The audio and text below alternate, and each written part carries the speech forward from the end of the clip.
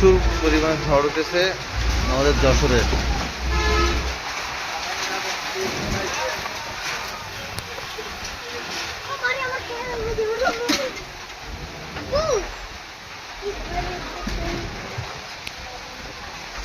এত পরিমাণ ধুলো যে তাকাতেও কষ্ট হচ্ছে, প্রচুর পরিমাণে বাতাস উঠেছে।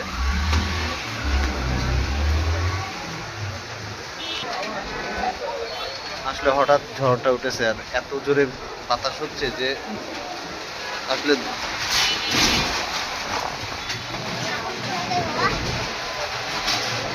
মানুষ জিনিসপত্র ঠিক রাখতে পারছে না, এত পরিমাণ জোরে ঝড় হচ্ছে। দোকানপাটের টিন উড়ে যাচ্ছে এবং আসলে পয়লা বৈশাখ মাসে প্রথমে ঝড় উঠছে। ঝড়টা অত্যন্ত পরিমাণ জোরে হচ্ছে